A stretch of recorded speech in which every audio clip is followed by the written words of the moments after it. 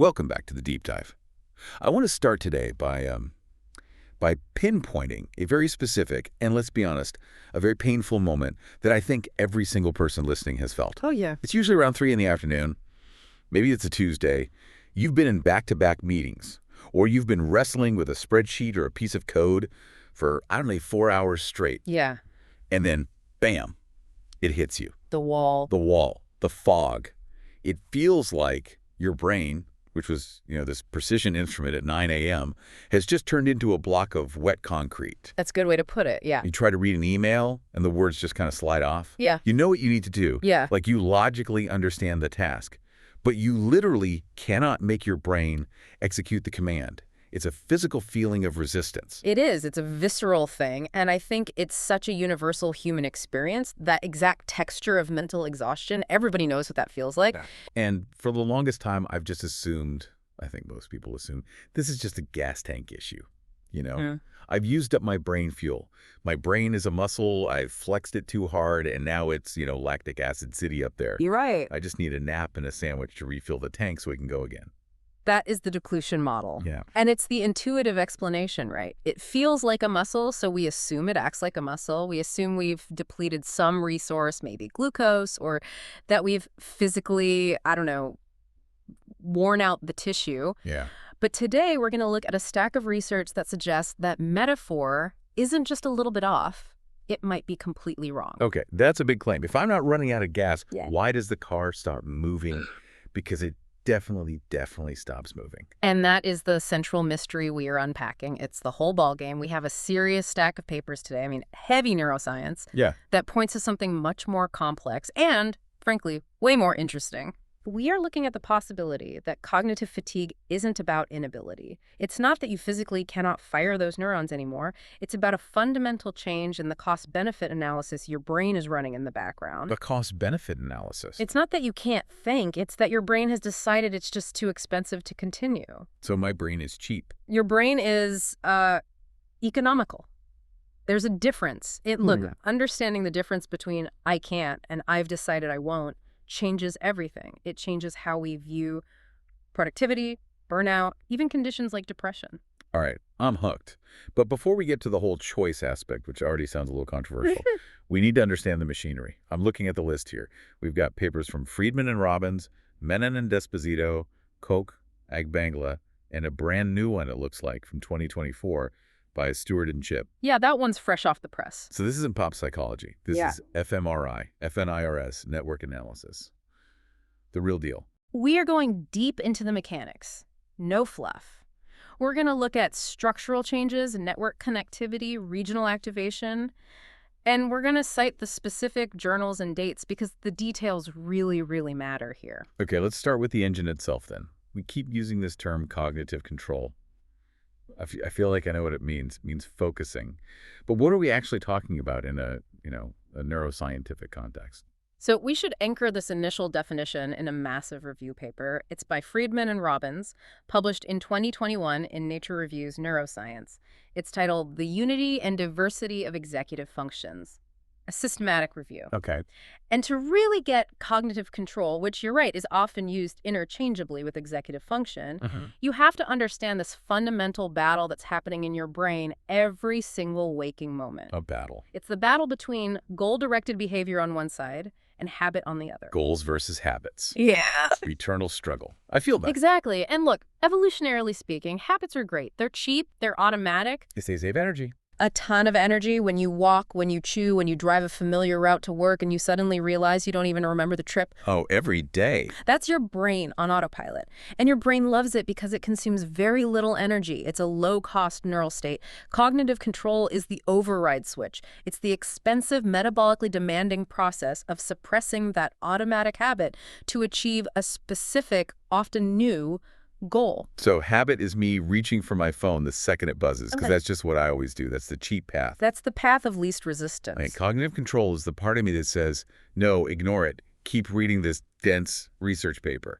And that is the expensive path. Precisely. And that little split second of friction you feel, that, I don't want a sensation, That's the biological cost of the override. That's the price. That's the price. And the classic way researchers test this, and we've talked about it before, but it's so important because it's the gold standard in almost all these papers, is the Stroop task. The colors and the words. I hate that task. Everybody hates it because it forces a conflict. You see the word RED, but it's printed in green ink. Right. Your habit, your automatic pathway, just screams RD because reading is automatic for any literate adult. You can't not read it.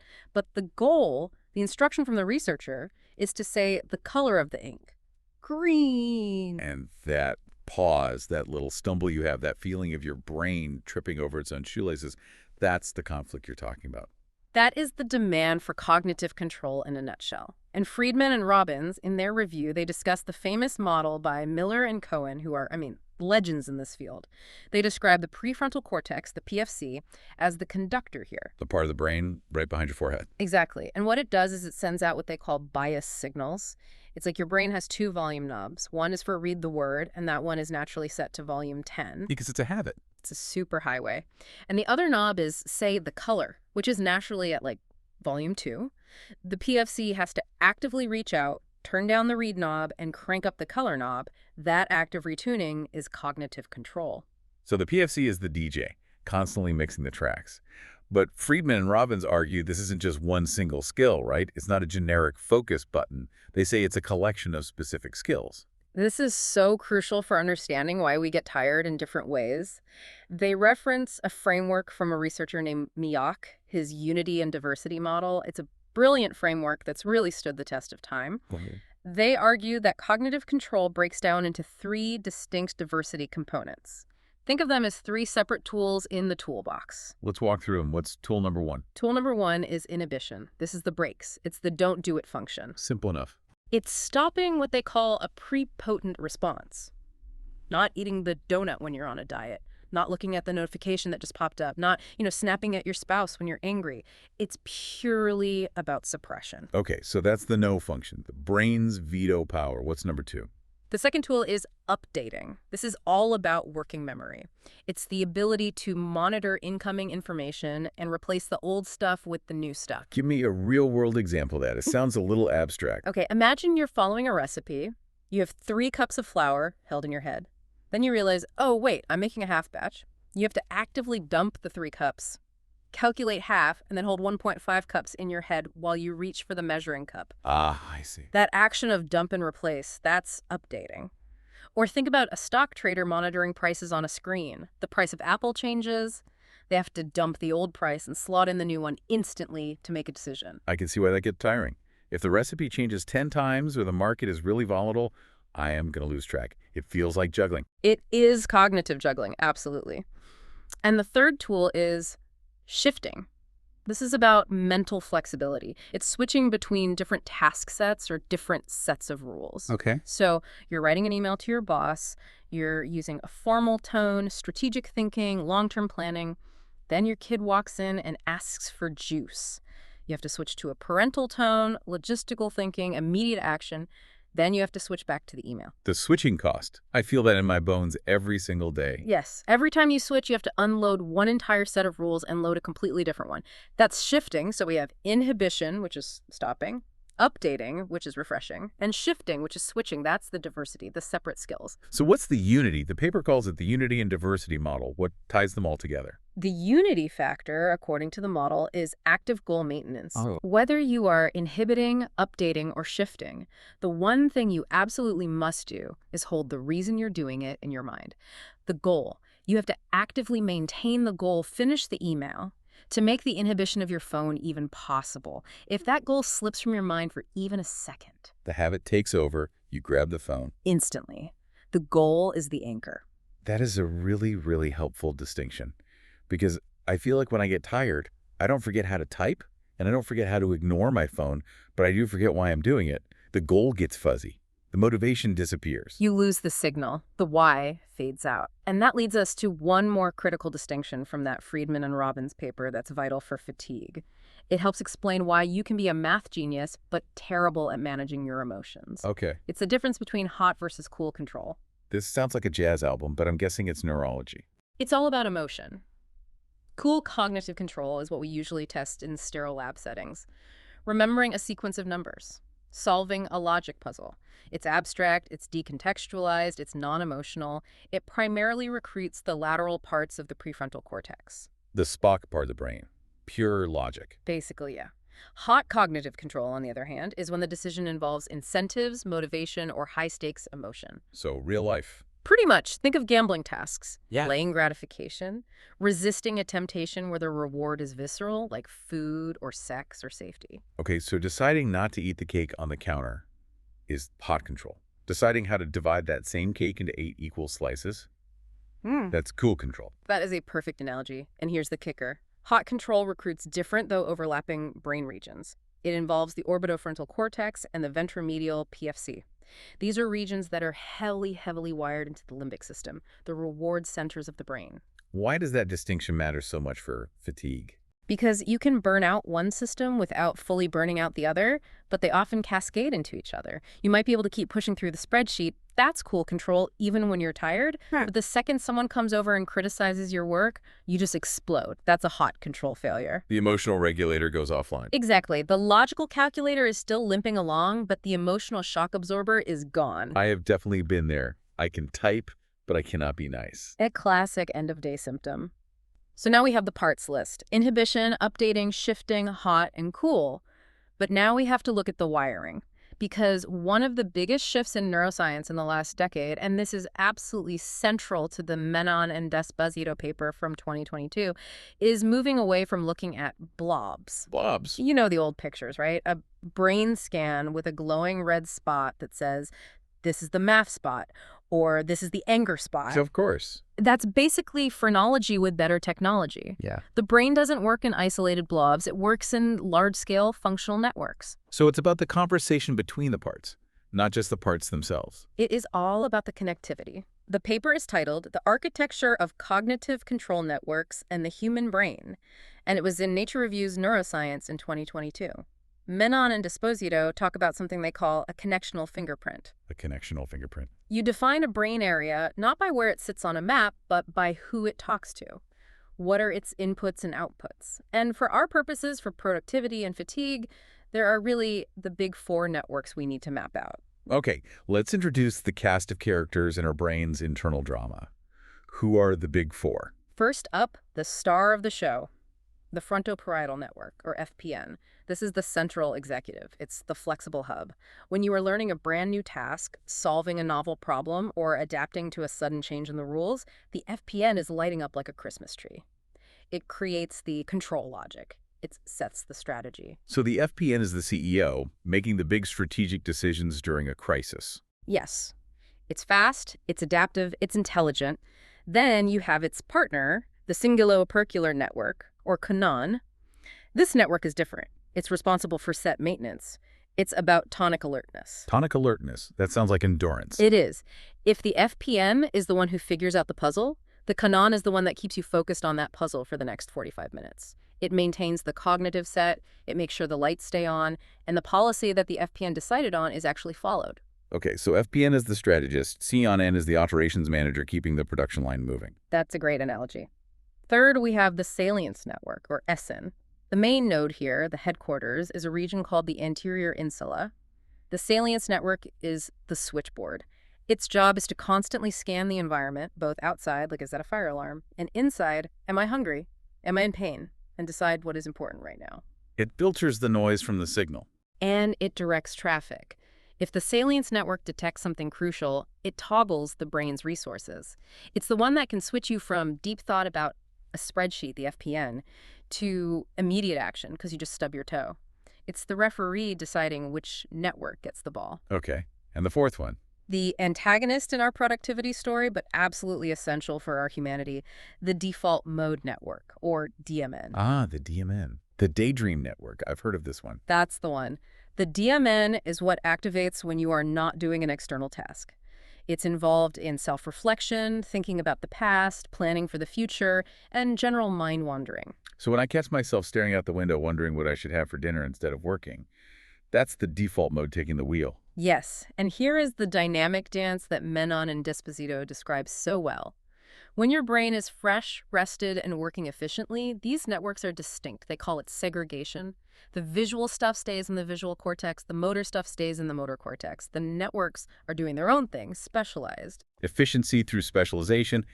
Everybody stays in their own lane. Exactly.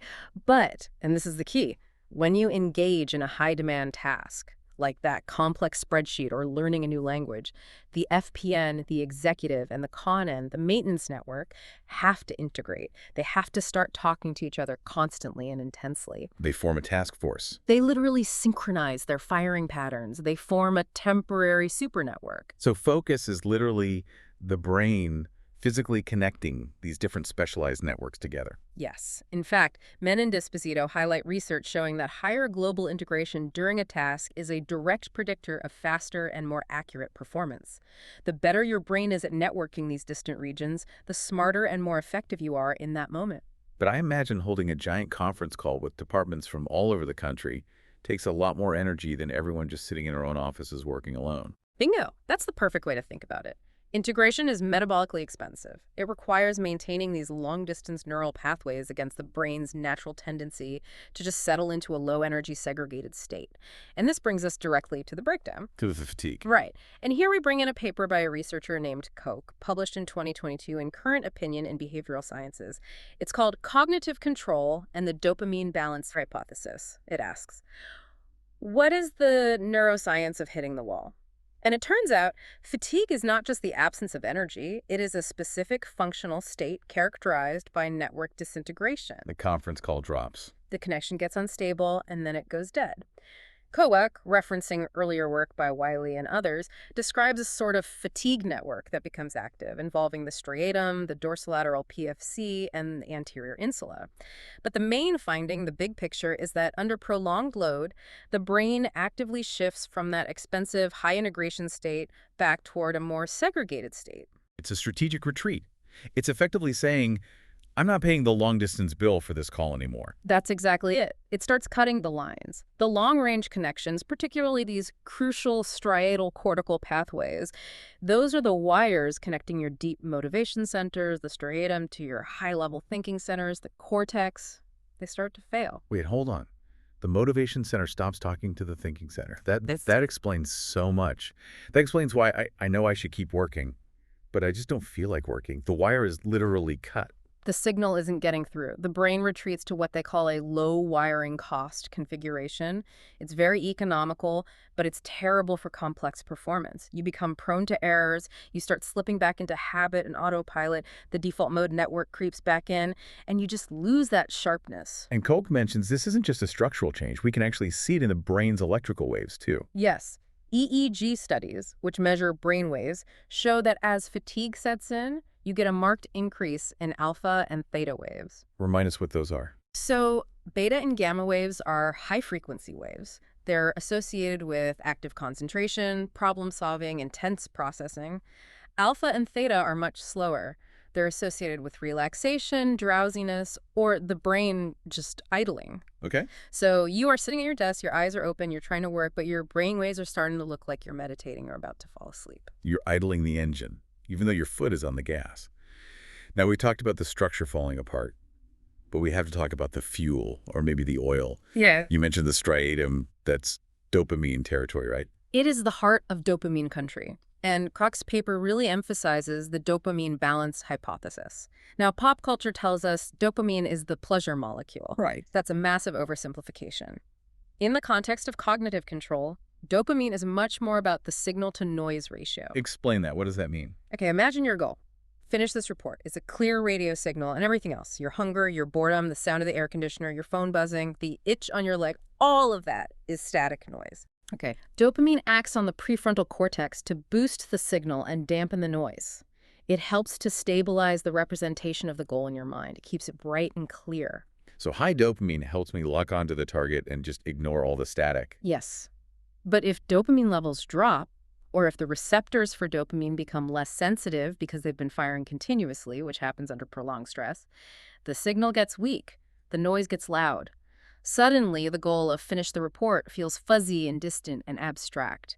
And the distraction of I should check Instagram feels loud and immediate and urgent. So cognitive fatigue might actually be a temporary depletion, or at least a dysregulation, of dopamine in those specific control circuits. That is a central part of the hypothesis. You physically cannot maintain that active goal maintenance, the unity factor we talked about from Miyake's model, because the chemical that keeps the goal bright and shiny is fading. So, okay, let's take stock.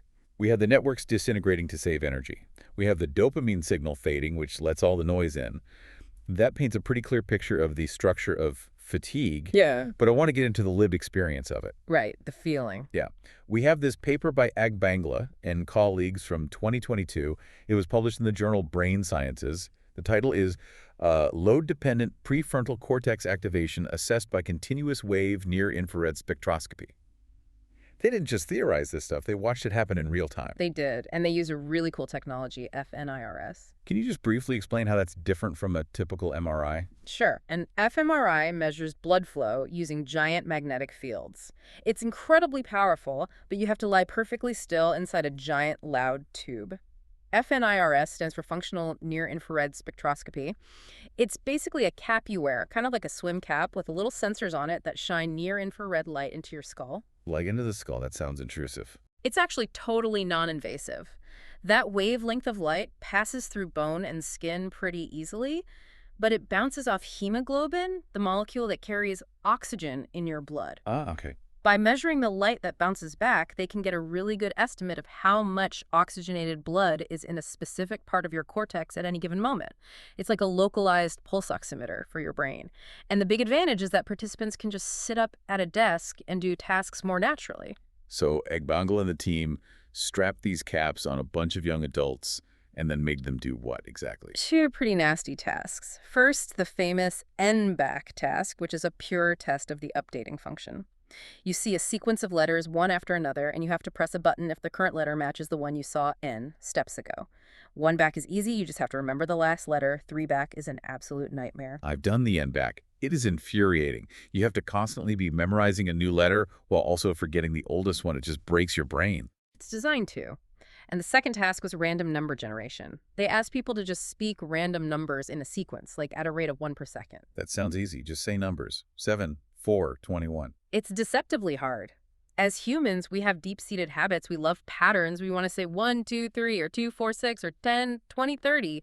To be truly random, you have to constantly inhibit your natural urge to count or to use any kind of pattern. It's a very heavy inhibition task. I see. So they've got an updating task with the N back and an inhibition task with the random numbers. Yeah. What happened when they cranked up the difficulty?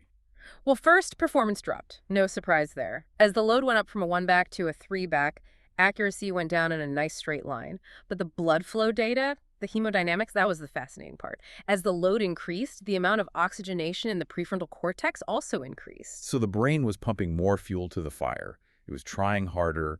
It was absolutely trying to compensate. The harder the task, the more oxygenated blood the brain demanded. But there was a specific localization quirk that was interesting.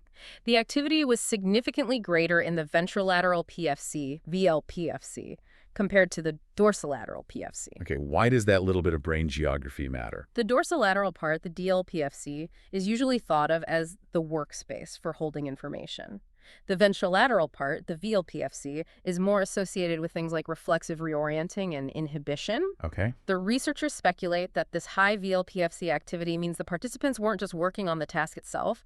They were actively struggling to stay on track. They were fighting the urge to quit or let their minds drift. So the brain wasn't just working on the math. A huge part of its effort was spent on just focusing on a math. Exactly. It's the sound of the engine redlining just to keep the car pointed in a straight line. But the most important finding for a deep dive today, the real kicker, was the dissociation. The mismatch. The mismatch. Participants rated the N-back task as being significantly harder than the random number task. They felt more tired doing it. But the hemodynamic response, the actual amount of blood flow, didn't perfectly match those subjective ratings. This is the crux of it, isn't it? I can feel like I'm dying, but my brain might actually have plenty of fuel and oxygen left. Or I guess vice versa. It breaks the direct one-to-one link between capacity and sensation. Just because you feel like you're at capacity doesn't mean your neurons are actually out of oxygen. It suggests that the feeling of fatigue is a separate signal. It's generated by a separate system. It's information. And that opens the door to the final and maybe the most provocative part of this whole body of research. The idea that fatigue is, in some sense, a choice. The economic model of fatigue. This is where we bring in the real heavy hitters, the Koch paper again, and especially this brand new 2024 study by Stewart and Chibb, which was just published in Biological Psychiatry. The title is The Neurobiology of Cognitive Fatigue and Its Influence on Effort-Based Choice. Now, when you say choice, I can hear listeners throwing things at their speakers right now. Because when I'm exhausted, it does not feel like I am choosing to be exhausted. It feels like I've been hit by a truck. And that feeling is 100% real. But we have to look at why that feeling is generated. The researchers argued that the brain is constantly, subconsciously running an equation in the background. And that equation is net value equals reward minus the cost of effort. Okay, basic economics, I get that. The reward is, getting the project done, getting the paycheck, feeling a sense of accomplishment. The cost is the metabolic burn, the opportunity cost of not doing other things, and the biological strain of all that network integration we talked about. And how does fatigue fit into that equation? What does it change? This is the key insight. Fatigue does not necessarily lower your ability. What it does is it skyrockets the perceived cost of effort. So the price of thinking just goes up. Mental inflation hits the brain. Suddenly, doing the exact same spreadsheet that cost you 10 units of effort this morning now costs you 100 units of effort. The reward hasn't changed. You still get the same paycheck at the end of the week, but the cost is now so high that the net value of the equation starts to go negative. And when the value goes negative, the brain says, stop. This is a bad deal. Abort mission. And Stewart and Chibb proved this with a brilliant experiment. They put people in a scanner and fatigued them with that horrible 3-back task. Really draining stuff.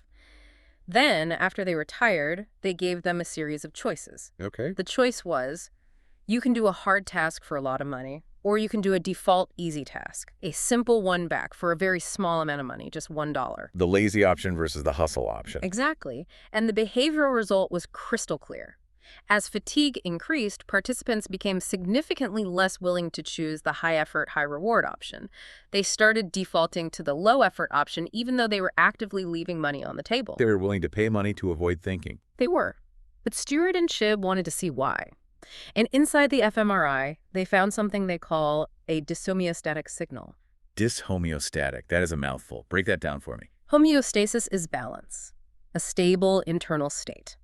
Dyshomeostasis is when a system is out of balance. What they found was that the participants who reported the highest feelings of subjective fatigue. They also showed less change in their dorsolateral PFC activity during the tasks compared to when they were fresh. Wait a second. I would have assumed that really tired people would have chaotic brain activity or maybe super low activity. Yeah. You're saying their brain activity changed less? It showed less adjustment. Their brains were failing to properly tune to the demand of the task. Think of it like this. You're driving a car up a steep hill. A good driver would downshift to get more torque and make it up the hill smoothly. Right. The fatigued brain fails to downshift. It keeps the engine in high gear and just tries to grind its way up the hill. An inefficient strategy. It's failing to calibrate its own effort. Exactly. It's recruiting the same old resources in the same old way, but because of the underlying fatigue, those resources just aren't working as well. And this creates what the brain registers as a prediction error. The brain expects X amount of effort to yield Y amount of result, but now it's only getting half of Y. The engine is revving like crazy, but the car isn't accelerating like it should. And that discrepancy, that gears grinding sensation, is detected by the insula. The switchboard, we're back to the salience network. The switchboard becomes the accountant.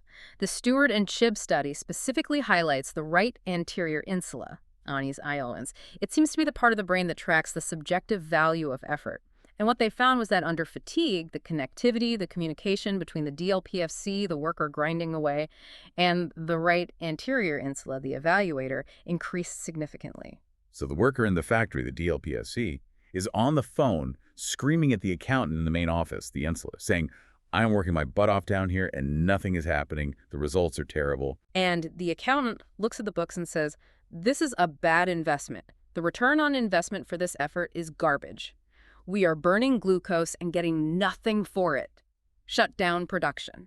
And shut down production manifests in my consciousness as that overwhelming feeling of, I cannot do this anymore. Yes. It devalues the task. It generates the feeling that the reward is no longer worth the struggle. And that is why you choose to take the $1 easy task. It's a protective mechanism to stop you from wasting precious energy on a failing system. This is honestly mind-blowing because it reframes the entire experience of fatigue. It's not that the tank is empty. It's that the car's computer is screaming that the fuel efficiency is so terrible that continuing to drive just isn't worth the gas. Precisely. It's an efficiency monitor, not a fuel gauge. So let's zoom out to the so what. We have a lot of listeners who might be dealing with more than just a tired Tuesday afternoon. They might be dealing with chronic burnout, ADHD, or depression. Friedman and Robbins, in that first paper, they talk about something called the P factor. What is that? The P factor stands for the general factor of psychopathology. It's a statistical concept. And what their review highlights is that deficits in cognitive control are transdiagnostic. Meaning they show up everywhere, in all sorts of different conditions. Everywhere. ADHD, depression, schizophrenia, addiction. In almost all of these conditions, you see a fundamental breakdown in that unity component we talked about, the ability to maintain a goal in the face of distraction. But the mechanism of that breakdown might be different in each case. Right. In ADHD, it might be primarily a failure of inhibition. The brakes just don't work as well. But in a condition like depression or chronic fatigue syndrome, Koch's paper suggests it might be a hyperactivity of the effort monitor, the insula. The accountant is cooking the books. Or the accountant is just pathologically risk-averse. It's signaling high cost, even for very low-effort tasks. Imagine if your brain's internal calculator told you that the simple act of getting out of bed costs 1,000 units of energy, but the reward for being up is only 10 units. You wouldn't get out of bed. The equation doesn't balance. You physically couldn't. The motivation wouldn't be there. Wow. This gives a lot of empathy and a real mechanical basis for understanding something like depression. It's not laziness. It's a fundamental bankruptcy of motivation caused by faulty internal accounting. That is a very compassionate and, I think, scientifically grounded way to view it. The brain is actively blocking the action because it perceives the cost as being dangerously high. And this all ties back to the evolutionary reason for this system. Why do we even have this stop button? Why not just let us run until we drop? Because we would run until we dropped, or until we fried our neurons. Cognitive fatigue is ultimately a protective mechanism. It prevents what's known as metabolic overheating, or even worse, excitotoxicity. Excitotoxicity, that sounds really bad. It is. If neurons fire too hard for too long, they can accumulate an excess of the neurotransmitter glutamate in the synapses. In high concentrations, this can actually become toxic and kill the surrounding cells. So it's literally brain damage. It can be. The fatigue signal, that feeling of I can't do this, is the brain's safety valve. It forces you to switch to a low-cost strategy. It forces segregation. It forces you to stop integrating the network so the whole system can cool down and flush out the metabolic waste products. So when I hit the wall at 3 p.m., my brain is basically saving its own life. It's preserving the infrastructure for tomorrow. It's a short-term loss for a long-term survival game. We have covered a massive amount of ground today. I want to try and synthesize this into a few key takeaways before we get to our final thought. Let's do it. Point 1. Anatomy. Cognitive control isn't one spot on the brain. It's a dynamic dance, mainly between the frontoparietal network, which is the CEO, and the cinguloopercular network, the maintainer. Correct. And the salience network, with the insula, is the referee calling the plays. Point 2. Mechanism. High performance requires integration, all the networks holding that expensive conference call. Fatigue is disintegration. The brain hangs up the phone and cuts the long-distance lines to save money. Segregation over integration. Efficiency over efficacy. Point 3. Physiology. From that Egg Banglet 2022 paper, when the going gets hard, the brain does pump more blood, especially to the ventrolateral PFC, as it tries to inhibit the urge to quit. But, and this is key, there's a disconnect between the physical effort and the felt sensation. The subjective-objective dissociation. You are not always as tired as you feel, or you might be more tired than you feel. The feeling is information, not a direct measurement of fuel. And finally, point 4, the choice. According to that brand new Stewart and Chibb 2024 paper, fatigue is a cost-benefit analysis. The insula detects that the PFC isn't calibrating its effort correctly, it's just grinding its gears, and it devalues the work, forcing you to stop to prevent waste. A perfect summary. So this leaves us with a really fascinating, lingering question. That last study showed that the people who felt the most tired were the ones whose brains weren't adjusting their strategy. They were the ones trying to just brute force their way through the task using the same neural strategy they used when they were fresh. That is the absolute key finding, yes. So here's the thought. Is fatigue, in some strange way, a failure of self-awareness? That is the provocative thought for everyone listening. The data strongly suggests that the intense feeling of exhaustion comes from the prediction error, from that gap between how hard you think a task should be and how hard it actually is for your brain at that moment. So if we could consciously downshift, if we could accept that, okay, I'm at 60% capacity right now, and then adjust our working style and our expectations to match, would we actually feel less tired? It is entirely possible that by fighting the fatigue, by trying to maintain that high integration peak performance state when the biological resources are low, we're actually triggering the insula to pull the emergency browse even faster and harder. Maybe the secret isn't to push harder, but to calibrate better, to listen to the signal, downshift the engine, and respect the cost. That is something I am definitely going to be thinking about the next time I'm staring blankly at a spreadsheet at 3 in the afternoon. Maybe I just need to admit I'm running on low power mode, accept the slightly lower output, and stop my internal accountant from declaring a state of emergency. Keep your networks integrated, but don't be afraid to segregate when you need a break. Thanks for listening. We'll see you in the next deep dive.